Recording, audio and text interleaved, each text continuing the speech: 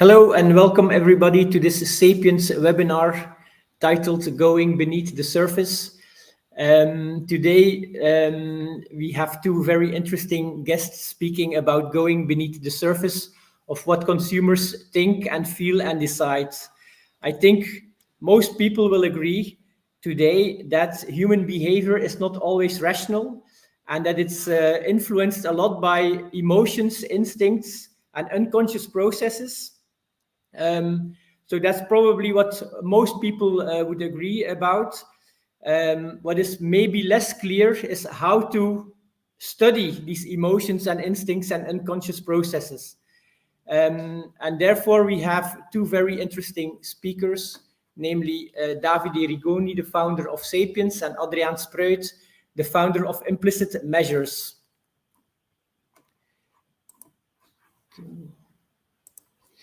So maybe a short introduction on both of them about Sapiens. So the first speaker will be Davide Rigoni, the founder of Sapiens.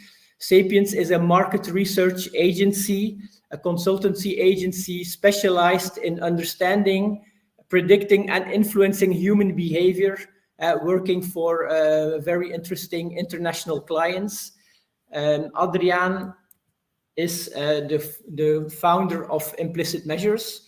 He's also studying implicit behavior, and his specialty is mainly in developing software and tools to really research these implicit measures. Both are founders of a spin-off, so Sapiens is a spin-off of the VUB. Adriaan, the founder of Implicit Measures, it's a spin-off of the University of Ghent. So they both have an academic background and they know a lot about the underlying psychology of human behavior. But what's very interesting is that they also apply their knowledge and expertise for real companies, for non-profit organizations, for government organizations. And so they apply it to real human behavior. So I'm really looking forward to what they will have to say about how we can study human behavior and really go beneath the surface. So I will give now the floor to Davide, founder of Sapiens. So hello, everyone. Indeed, and thanks, Timothy, for the introduction.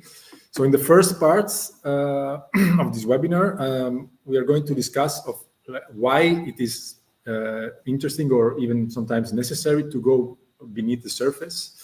And then Adriaan will talk more about how implicit methods work, or more on the technical aspects of how these implicit methods can be implemented for conducting research.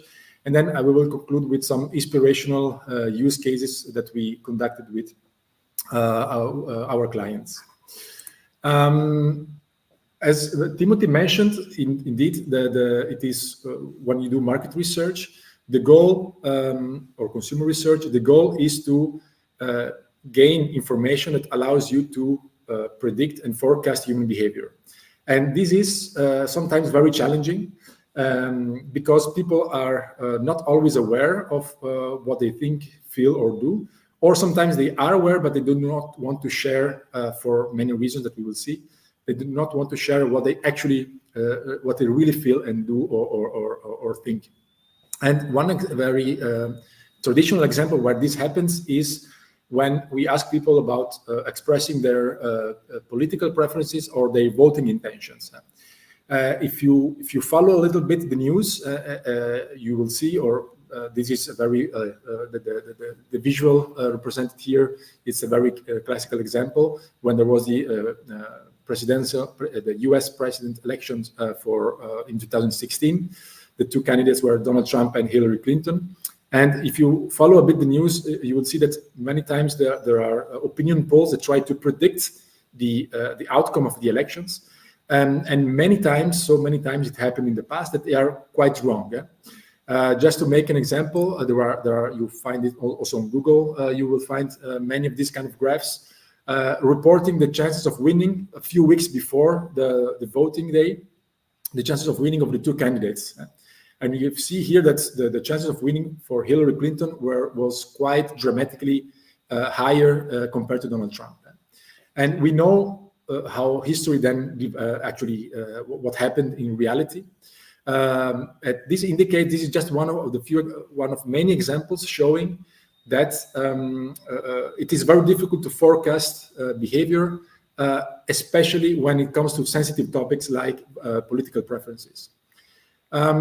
So one of the questions that we, as a researcher, as a market researcher, should try to answer is why does this happen?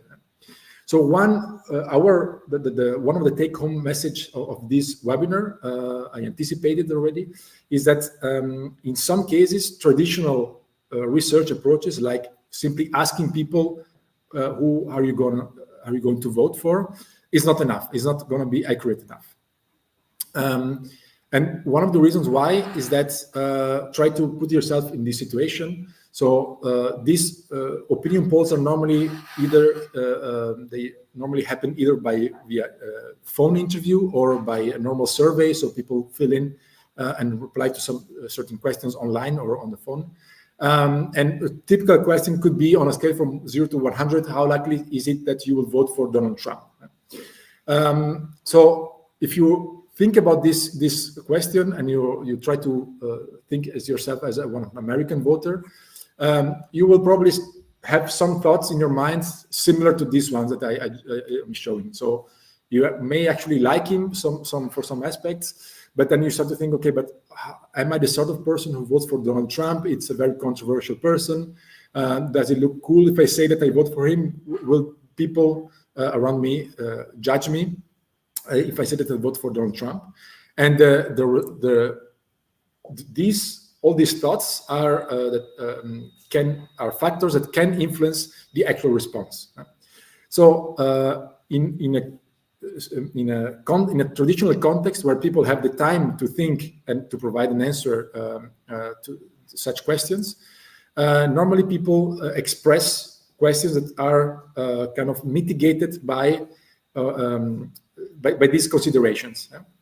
So the explicit answer could be, for instance, in this case, okay, it's actually very low chance that I will vote for Donald Trump.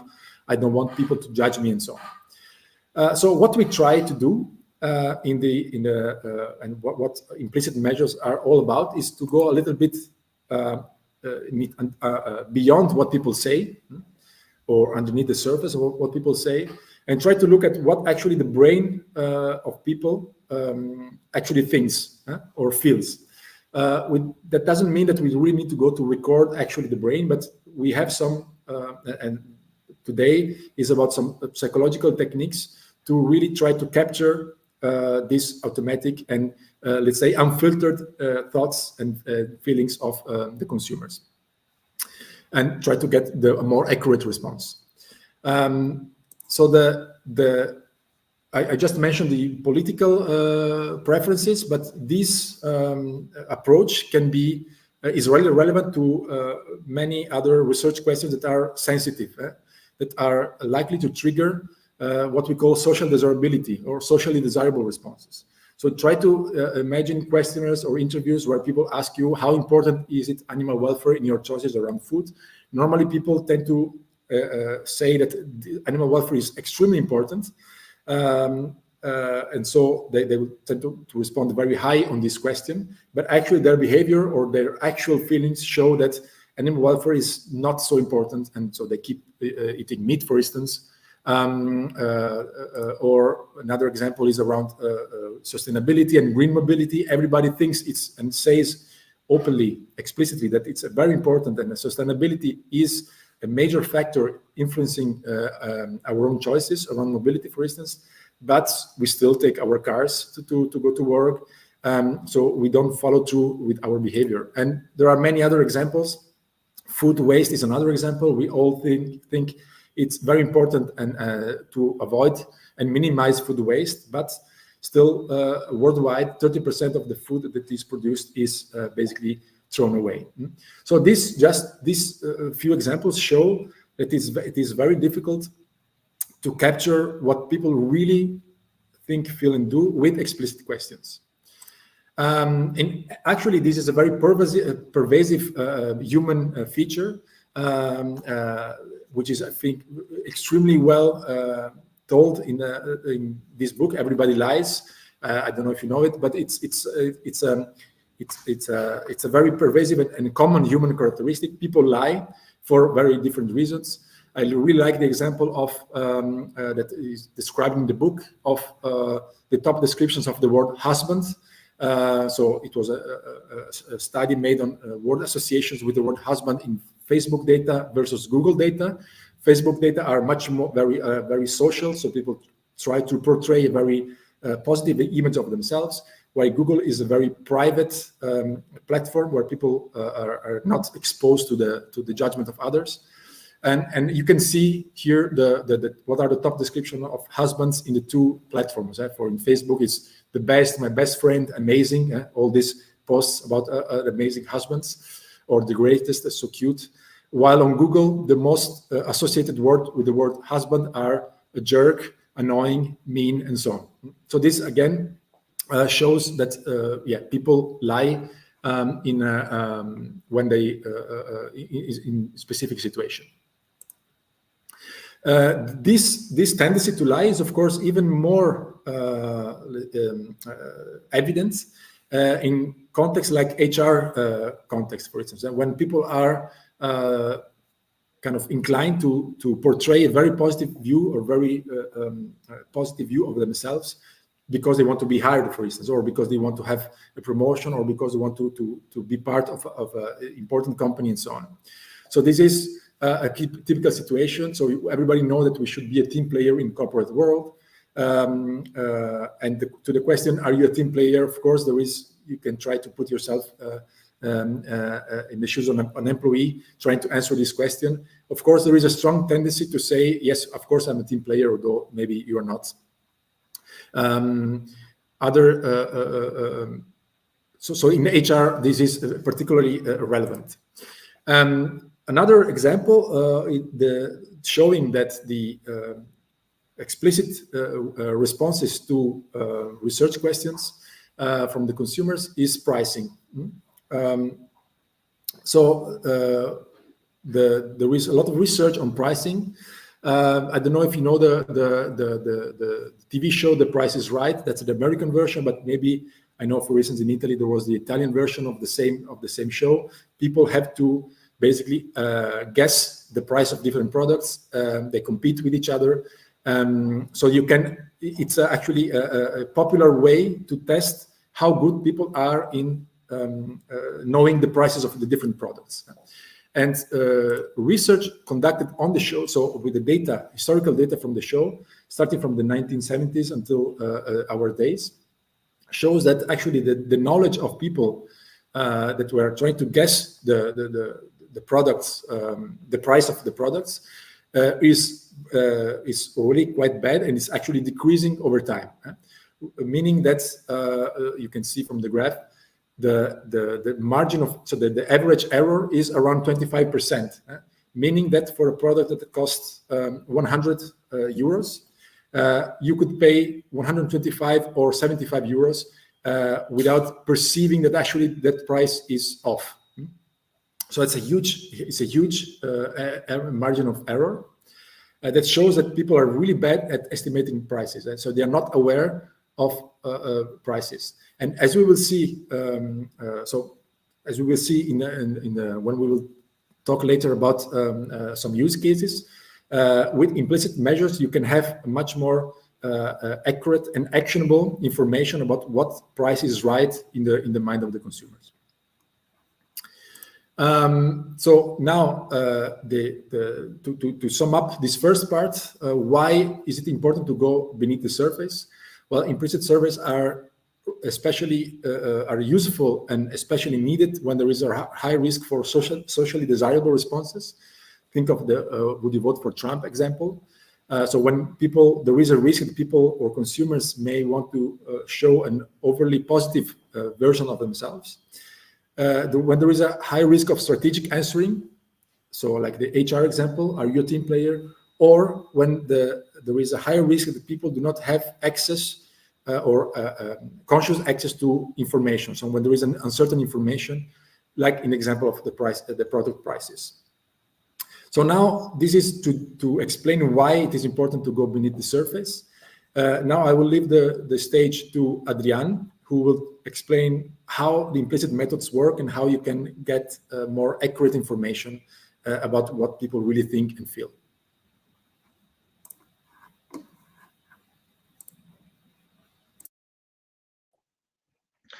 Thank you very much, Davide. Thank you also for having me. So I'm going to talk about how implicit methods work. But before I can do that in a good way, I'm going to take time to briefly explain what it is to say, or what it means to say that the measure is implicit. So the next slide, I refer to a paper I published already some time ago together with Jan de Houwer in Psychological Bulletin. It's one of the flagship journals of our field.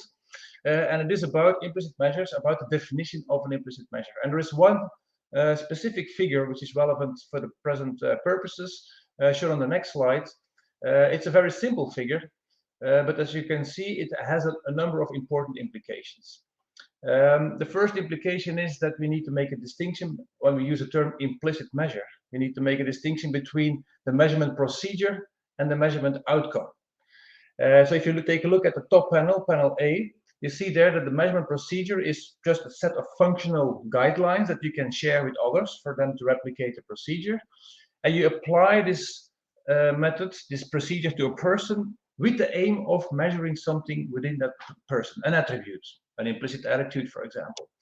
And then you hope that your measurement outcome is valid enough for you to make inferences about that person.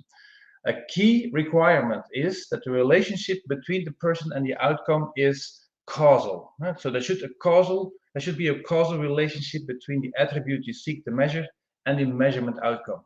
And then only then you have a valid measure which allows you to make inferences about the person.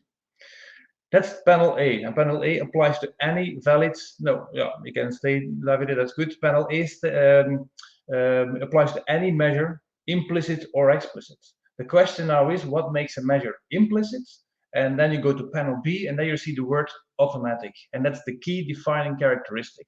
So the causal relationship between the attribute and the measurement outcome needs to exist under automaticity conditions. So when we say a measure is implicit, what we really mean is the measure is automatic. The difficulty is, and that's the next slide, that the term automatic itself is quite a complex concept. It is what we call an umbrella term, and it includes many different features. And the most well-known ones are listed there, but I also added 3 dots because there are more than just 4 automaticity features. But unconsciousness is a classic. And can we measure unconscious construct? Yes, to some extent this is possible. It is technically difficult to do. It is notoriously difficult to demonstrate it, but it is possible. From an HR point of view, and this matches the examples given by Davide, uncontrollability might be more important. So sometimes people are fully aware of what they think about a certain product, a price, a politician, etc., but they prefer not to disclose that. If you then have a measure which is uncontrollable, that's very good, because even if the person tries to fake or tries to withhold their opinion, you can still learn something about that person. So this is what implicit measures are. That's a definition of implicit measures. Then we go to the next slide, where I've listed a whole bunch of existing implicit measures. And again, note the 3 dots. There are more than this. So most people know the IAT, the implicit association test. This is one of the classics now. The evaluative prime paradigm has also been around for more than 20 years, but new versions keep showing up every year, basically. And the question is, what do these measures do? Except for an exception here and there, like the AMP, for example, they all capitalize on the same underlying logic. And there are a limited number of behavioral principles which we know from experimental psychology for 20 years, 30 years, even some of them 40 years. So we know them inside out, we know the variables that affect them, and we can use them to construct implicit measures. I've listed a couple of these behavioral principles here. They're technical, you don't need to know the details about it, but I just want to highlight that it's not a black box or a mystery thing, the implicit measures world. We work with proven behavioral principles, and we exploit them to build tests that allow us to measure something which is difficult to capture with explicit questionnaires.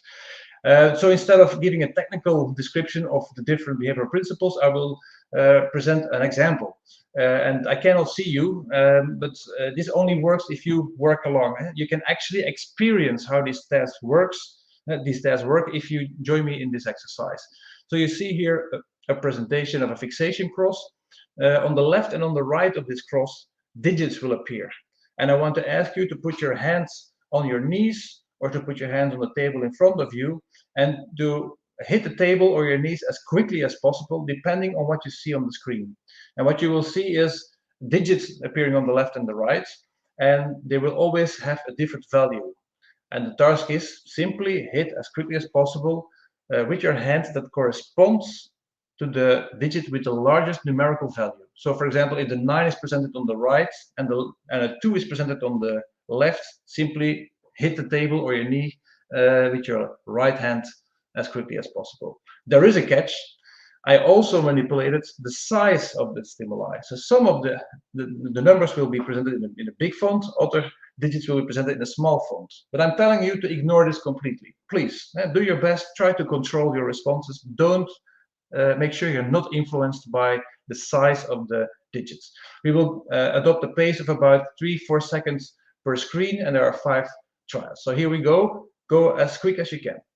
First trial. Next trial.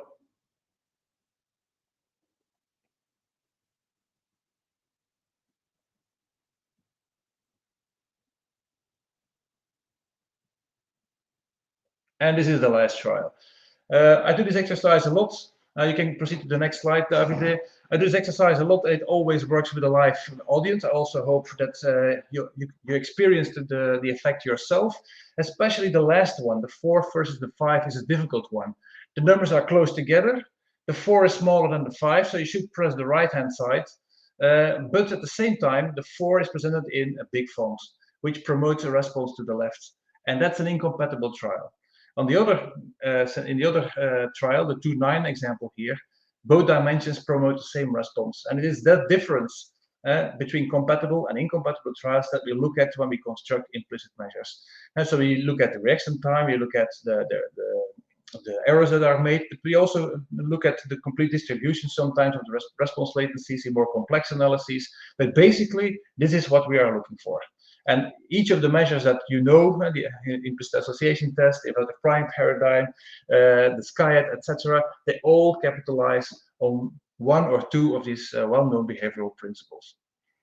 Okay, this is kind of a dry example, but it works to demonstrate how it works. But it's of course not related to things we really want to measure, and we are not working on numerical cognition.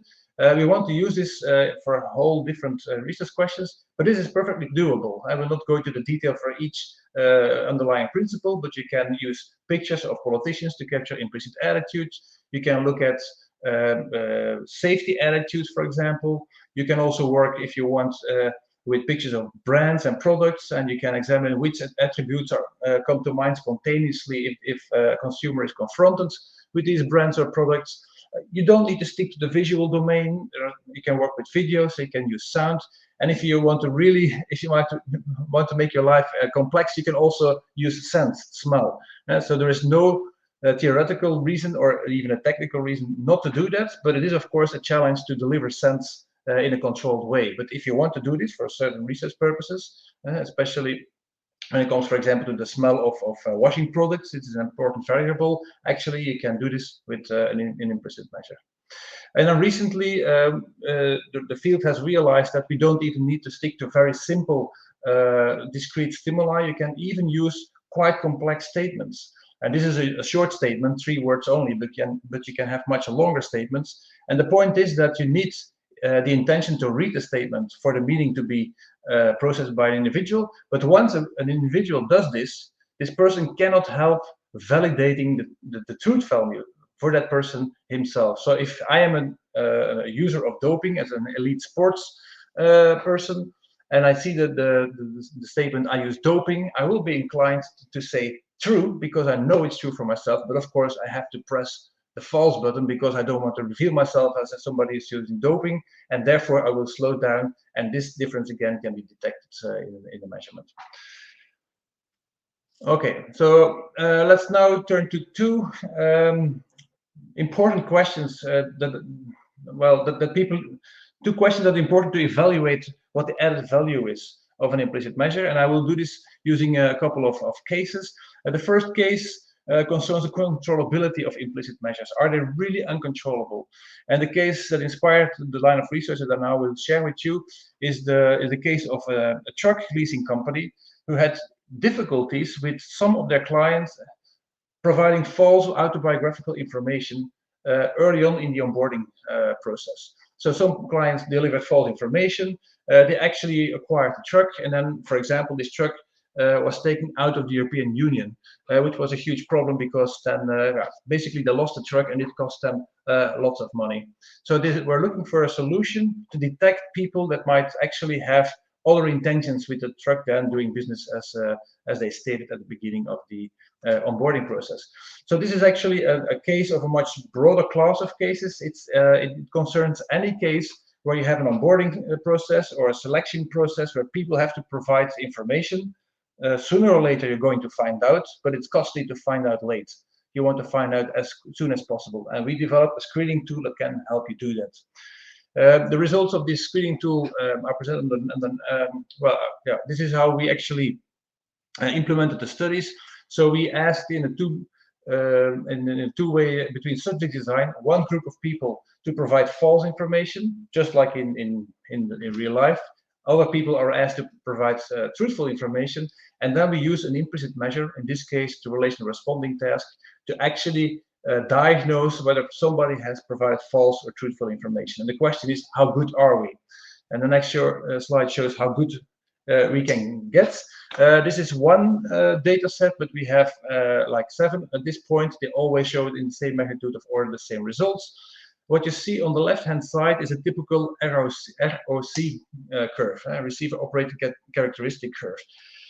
That's a mouthful, but I can explain very briefly how you have to read this. At the bottom, you see specificity. At the y-axis, you see sensitivity. What is this about? It is about the nature of the errors you can make. So you don't want to have false positives and you don't want to have false negatives. And the specificity that concerns how good you are in detecting real cases and how good you are in avoiding to make false positives. Sensitivity that concerns how good you are at capturing real positive cases. And of course, the ideal test has a 100% value for both criteria. But in psychodiagnostics, this simply doesn't exist. The perfect test would have at the left upper corner, so the gray area should touch the far upper left corner to be perfect. But this is an ideal situation which does not occur. But you want the gray area to be as large as possible. And so a good value at this point for standard measures is 0.80. You're happy as a researcher if you have an area under the curve of 0.80. In this case, we are at 0.95, which is really huge. So this really shows that the test is very reliable.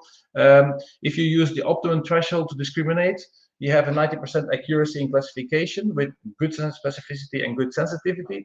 But as I told you, for this business case, it might be somewhat strange to exclude clients, for example, who actually might be good clients, or you don't want to make the risk in an HR selection process to refuse potentially valuable employees. So you want to avoid.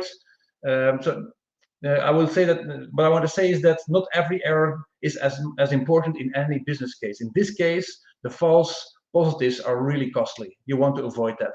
And you can actually use a very high threshold for that. And then you exclude false positives. You can see that at the bottom, the specificity goes up to 100%, and still you have a very good overall accuracy. So that means that if you have a red light, basically, you can give it all the weight you want to give it as a decision taker. So there is a clear indication something is wrong, and it's up to you then to decide what you will do with that. But you don't have to doubt too much the value of the score itself. We're pretty sure this is a correct value. Okay, that's one example. Another example is the same logic but applied to drug use. We got funding from the Flemish government to develop the implicit online drug screening. In this case, the data you see here, it's about nicotine addiction, because it's difficult to do these kind of studies, for example, with doping or other types of illegal drugs, because people don't want to participate when they have to admit taking cocaine, for example. But here we again compared, in that's category A or condition A, truth tellers are the people who do not who were not instructed to fake their to fake that they were not using nicotine.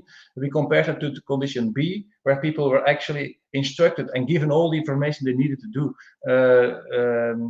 to fake that they are not smokers. And you see a numerical difference between the two conditions, A and B, but actually statistically there is no difference. Very interesting is condition C, where you have ex-smokers, so having knowledge of smoking, etc., that's not going to trigger the effect.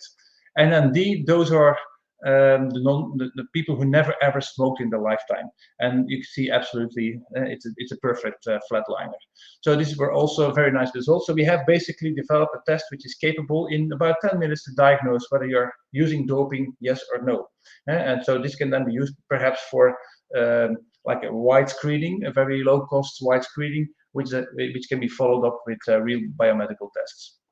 The downside of this approach taken here is that it's not so user-friendly, and together with Sapiens and also a very talented researcher from Padova University, Julia Melis, we are now working on an adaptation of the basic idea to make it much more flexible and also much more user-friendly. And in this case, we use a mouse tracking system where people first click the bottom button, then a statement is presented, then they have to respond with a click on the false or true button. But what we look at is not only the initiation time and the completion time of a response, but also the complete path people take when they perform this task. And what we know on the basis of research is that people are slightly biased to follow the path to the answer they try to conceal, and it is that effect that we actually use as an indicator of lying.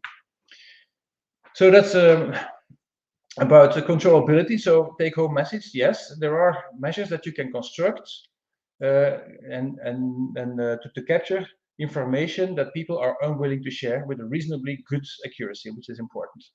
Second question: can you predict or diagnose behavior? Well, it depends is the answer. One example is already given. So the lie detection case is a nice example where it works. Also, the example given by Davide is also a nice example. So if people have reasons, social desirability, for example, to say something else than what they really think, implicit measures could be a way around to solve that problem. But also in the willingness to pay example, it is important. I will address that later. But this is a study I want to share with you, published a couple of years ago by Hammond on a very important debate in the United States. It concerns shootings by white police officers of black civilians.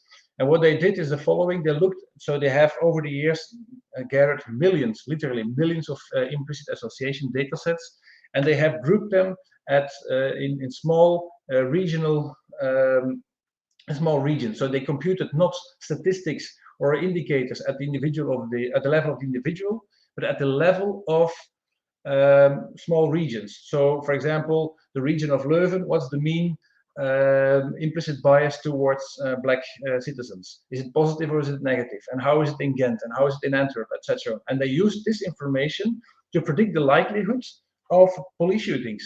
And actually, this works.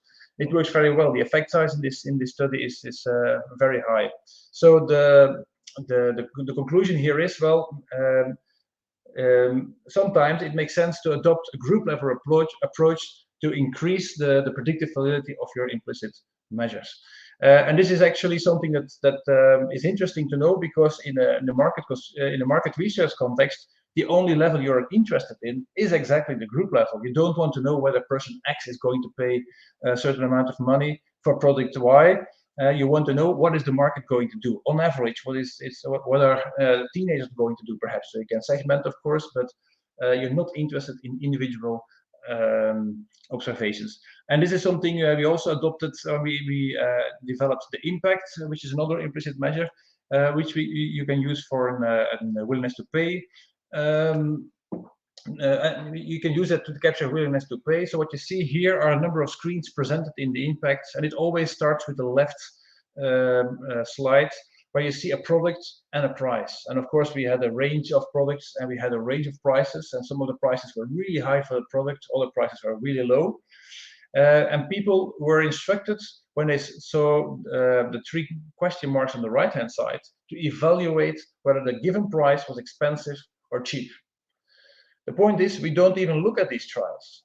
What we look at is what happens on the other trials, where the compound of the product and the price is followed by the word expensive or cheap. And based on that word, they simply had to press the cheap or expensive button on the keyboard.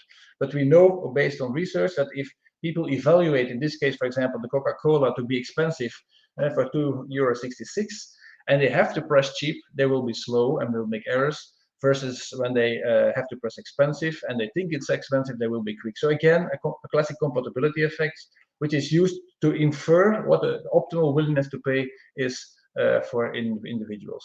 And actually, this works really well for those who are into statistics. The F values are close to 100.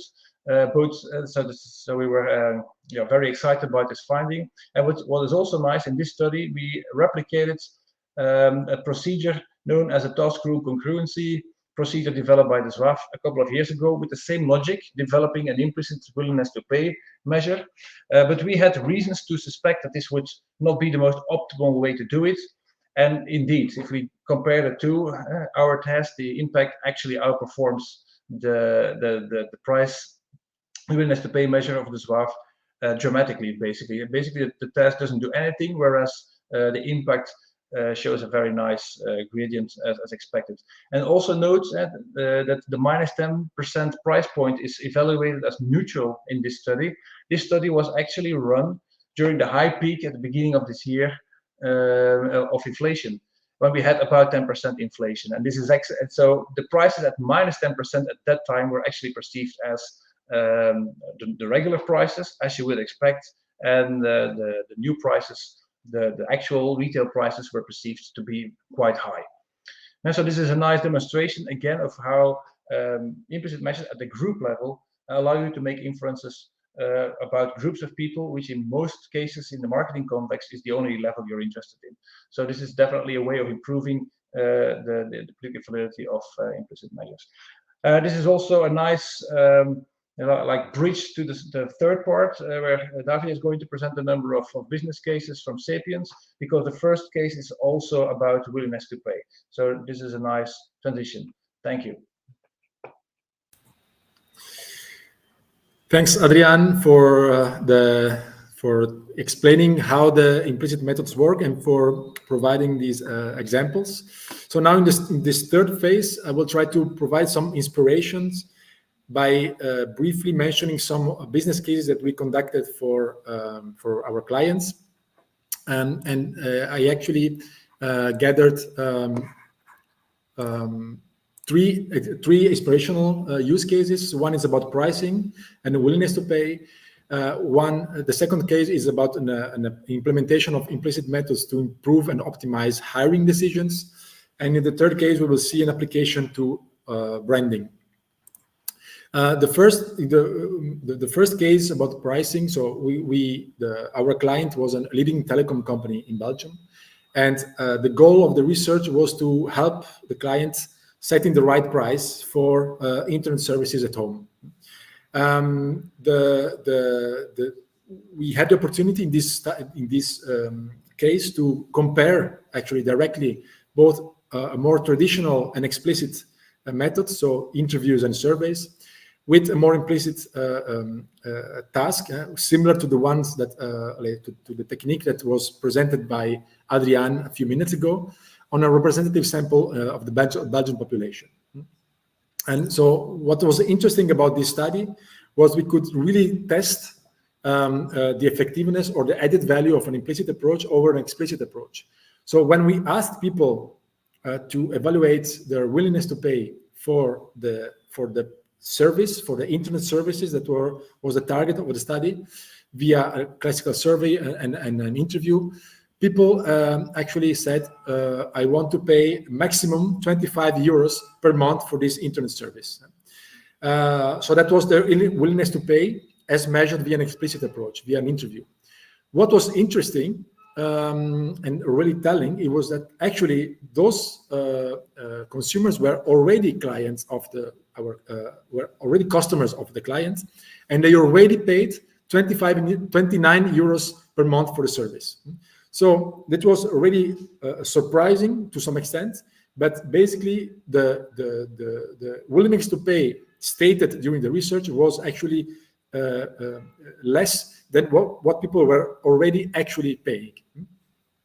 So when we actually looked at, we used an implicit approach. So we used a speeded survey, similar to the ones that are presented and explained by Adrian a few minutes ago.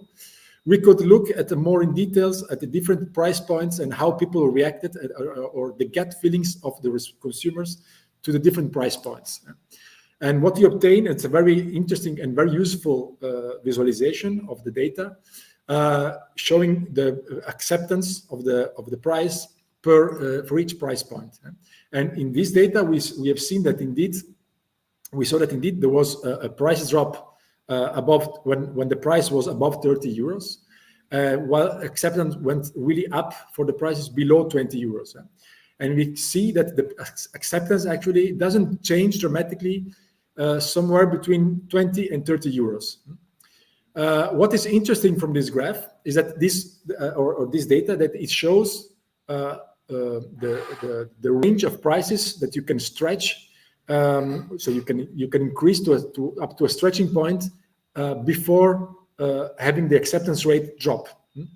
So when we look at the difference performance of the explicit and implicit methods, we see that the explicit survey, so when people were asked to state their willingness to pay, the value was 25 euros, while the implicit methods provided almost basically 5 euros extra, so 29.9 euros, which was the psychological price point after which the acceptance rate will drop.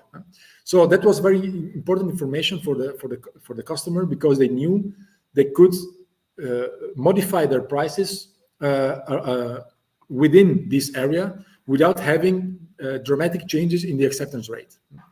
And if you make the calculations, so the day, I'm going to exaggerate a bit, but the day after we communicated the results, actually our customer adapted their pricing of the internet services, which, so they basically increased the price by €1, which had a huge impact on the profit margins, because you have to imagine that changes in price, even if they are very small as €1 per product, if you multiply this for the number of consumers or customers, and this was a license, so a monthly price, so €1 per month per millions of consumers, so it's in the whole year, it's a huge increase in profit margins.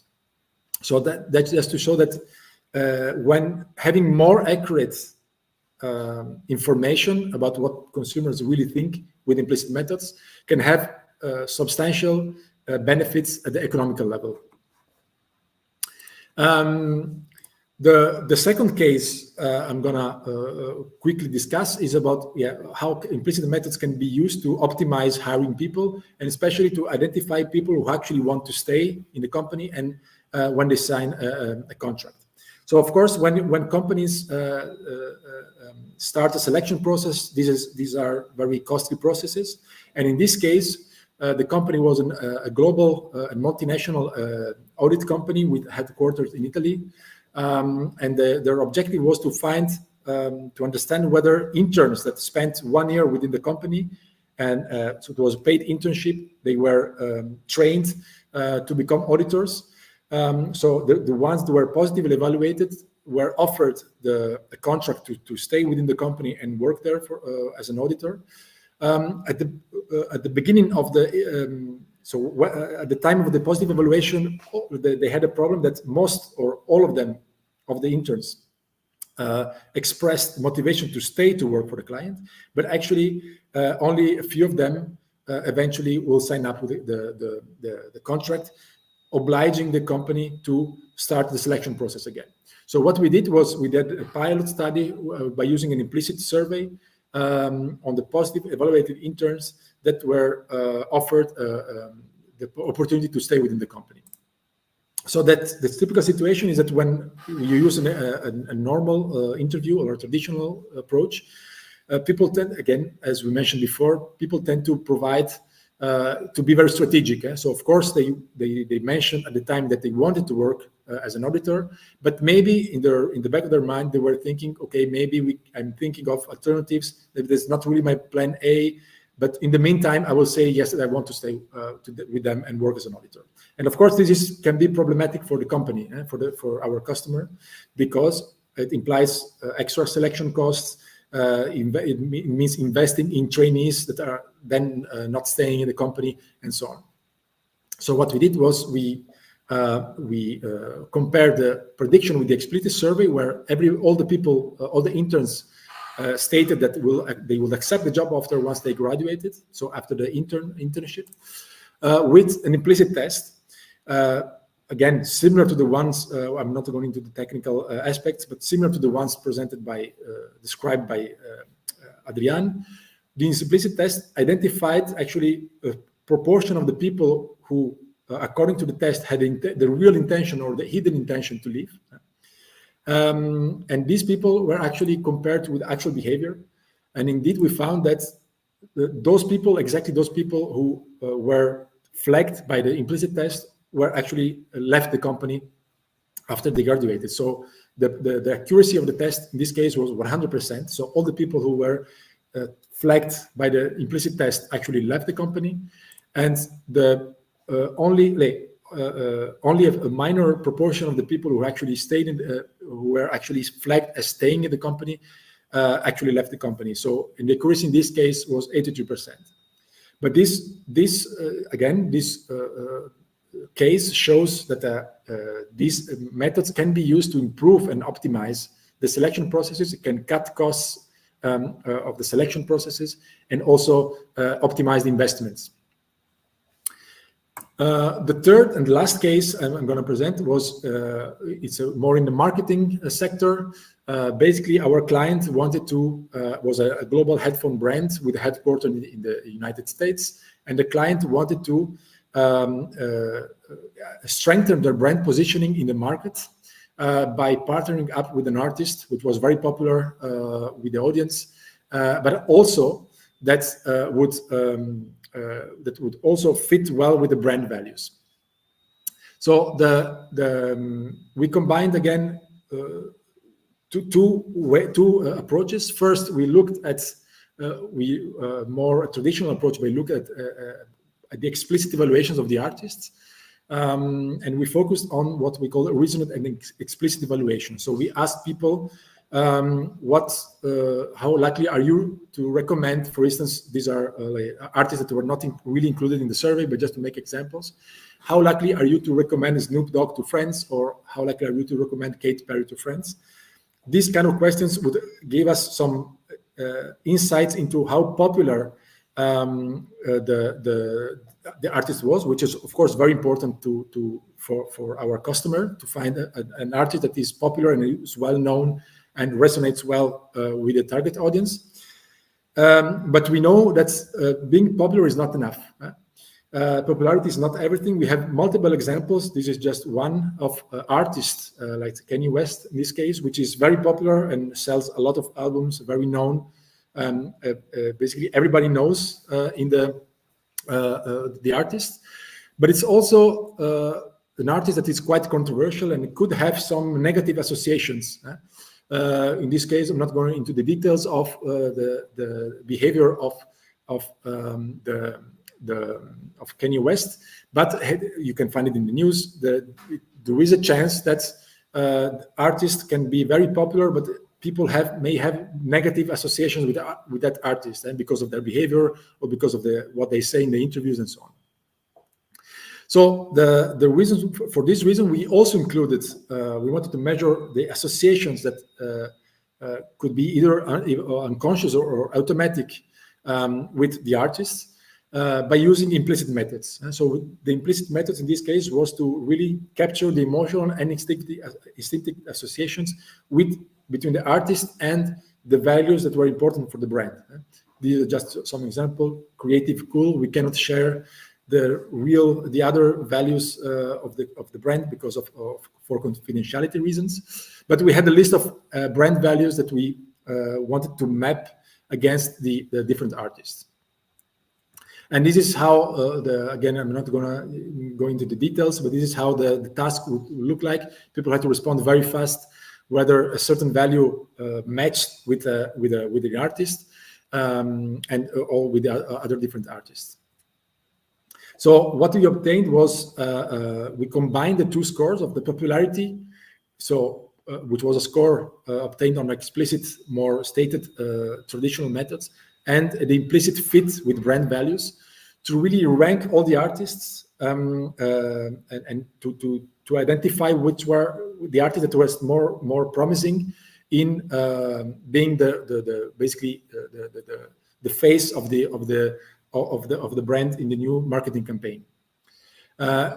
So our approach, it was quite a long and actually challenging study, but I will really give you some very, very brief overview. We focused on we selected top 9 artists, so the artists that were yes popular, but also that had the highest fit with brand values in terms of implicit associations. And then we focus on these 9 artists to identify which one was the best candidate to be used as a partner for the marketing campaign of the brand. And here we see again the values are not shared for the confidentiality, but we can see how each artist score on the different in terms of fit with the different brand values. And what I emphasized here is that there was one particular artist which was more or less equally popular to the others, but that, as you can see, is the black line here, has a very distinctive profile. This is extremely important when we look at in terms of branding decisions, to have a distinctive profile, because it helps the brand stand out compared to the competitors, for instance. And so this artist was really interesting for the brand, because by looking at the implicit associations, people had a very distinctive place in their mind for this artist, and which was much more different compared to the others, and especially on some values like value 4, creative, value 6, value 7, and so on. By using this approach, we also looked at what we call exception scores, which shows how special an artist is, how exceptional the artist is compared to the other artists in relation to the different values. So by looking, you don't need to understand these graphs in the details, but just to show that this artist has a very distinctive scores on each of the values, showing that he really stands out compared to the other artists. And this information was used by by the brand to identify the artists to partner with for the next marketing campaign. So 3 take-home messages on implicit methods. These methods are ideal for sensitive research questions, implying social desirability, strategic responding, or uncertainty of the informations. It can outperform traditional research in given contexts, as mentioned by Adrian. But in general, it can provide key insights that complement traditional methods. So it can be used in combination with traditional methods to provide additional insights that are very crucial for marketing decisions. And now I leave the stage to Timothy for the roundup and the Q&A questions session. I thank you for listening, and I'm here in case there are extra questions. Thank you, Davide and Adrian, for a very clear presentation. Let's have a look. We're just in time. We have 2 minutes left, so we can, of course, we can go a little bit over time. Let's see if we have any questions. Yes, we have a question by Jordi. Let's have a look how I go to the questions. Yeah. Do you need to know a baseline reaction time? Because I would assume that if everybody lies, then the timing of your sample will be longer for everyone. Or is there a generally accepted time to response? I don't know who feels comfortable answering this question. Both, I see. Maybe Adrian. Yes, Adrian, go ahead. Well, it would be a very shaky situation when we have to compensate somehow for mean response times. But we solve that by creating tasks where people are actually the baseline for themselves. So there are always different conditions built in an implicit measure that allow you to make comparisons within the same individual. And of course, the two conditions are equated in terms of response time of the individual. So it's really not a problem that somebody is a bit slower. You know that people who get older are a bit slower, or people with less cognitive capacity are a bit slower, but that's not necessarily an issue. I hope that answers your question. Let's see if Jordi replies in the in the chat. Yes, it does, he says. Thanks. Okay, then we have a question by Marco. What's the average of people involved in the tests? But I'm not certain. The number of people in a test, yeah? Okay. Yeah, how many people do you need for a test to be valid? Hi, Marco. Yes, so the general rule is that, of course, the more, the better. For quantitative research studies, we typically, if we need to have a representative sample of the population, we start from 1,000. But there are some cases where you don't need so many people. We did studies also with 100 people, for instance, according to the how specifically the behavior is, and also the more practical factors like how accessible people are, and so on. So, but let's say when you start from 100 above, that's quite a safe number. Okay, perfect. Adrian, you agree with that? I agree completely. So for some studies you need a lot, for others you can do with much less. And for example, that pricing tool that I described earlier, you need 50 people to replicate this. So the effect is so big, so it works really well. And in that case, you only need 50 people. Yeah. Okay, perfect. I don't see any other questions. Maybe I have one more question for you, Adrian, about the ecological validity, both for the people filling out the survey as for clients.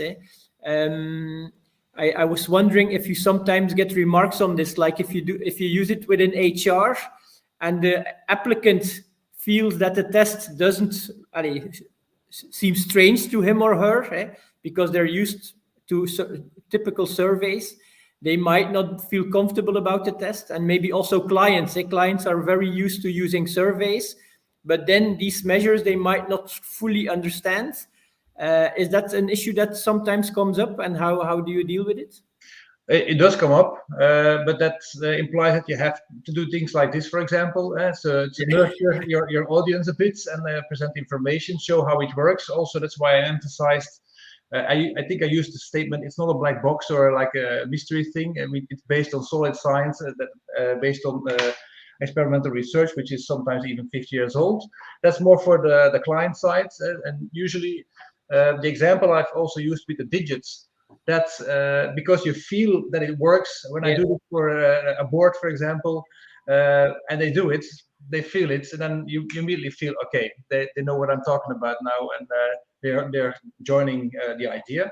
But then, of course, the other side, the testee side, and indeed, sometimes people think, hey, what I'm doing here, it's my privacy basically to withhold sometimes information, and that depends on the testing context. For example, if you go to insurances, sometimes people have a guaranteed income even if they fall sick. The question is then, can you return to work, yes or no? There are cases where there is suspicion of fraud. Of course, if a bank or an insurer at that point says you have to do this as part of the procedure of examining how feasible it is to continue the current situation, there is no choice. So there are situations where you can actually say you have to do this. Same, for example, with doping in the elite sports world. Athletes, sportsmen and women, they have to take the tests. So if this would be rolled out at a large scale, even if they find it strange, They simply have to do it. So it depends a bit on the application context. I can see that sometimes it might not be a good idea to do it because the resistance might be too costly for the win that is involved. But sometimes the win is so high stake that you can actually justify a choice for this approach. That's the way I see it. Yeah, perfect. Thanks, you. Very clear. And indeed, that's also why we do this type of webinars, to explain a bit what's behind it. So I don't see any more questions in the chat. So we're also a bit over time already. So I will take the opportunity to thank Adriaan from Implicit Measures and Davide from Sapiens. We got good insight in the theory, but mainly also in the application. How can we use it in very, very concrete cases? So that was a bit the goal. And I think that was definitely very interesting. Thanks to the audience for attending and asking questions. And hope to see you at our next webinar. Have a good afternoon. Bye-bye.